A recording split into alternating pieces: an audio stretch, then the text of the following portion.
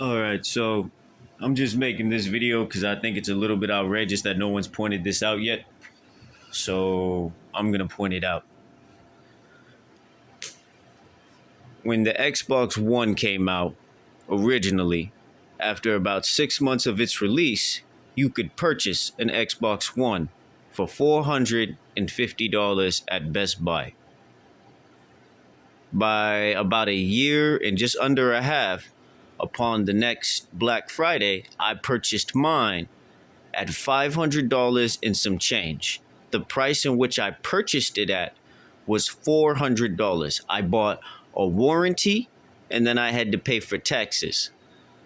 I have my receipt.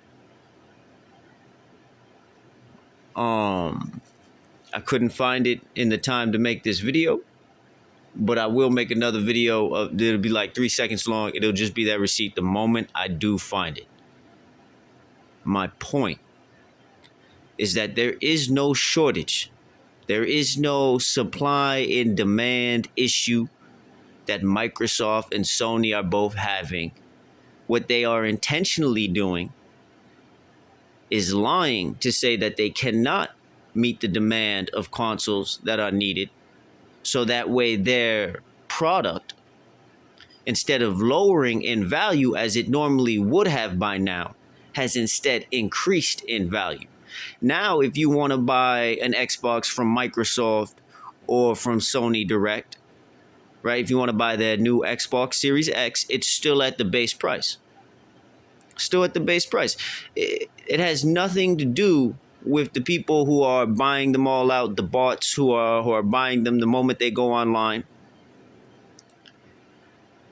They are literally allowing this to continue to go on because they themselves can justify selling their product at the same price to the consumer by merely pointing at these people who are buying them in large quantities. This is a company enriching itself, and I would bet that if our government took any real time to look into this, because this is tens, possibly hundreds of millions of dollars involved in this here already over the past year and some change that both of these consoles have been out. I bet if they looked at it, that they would see that it wasn't just some random people who bought up all the consoles when they first released. But I bet they would see that some of those people could have very well have been associated with certain Microsoft employees or even executives or investors. And I would bet that this all happened because COVID was going on, right? COVID had just started. And they saw an opportunity. Everybody's looking at this viral virus.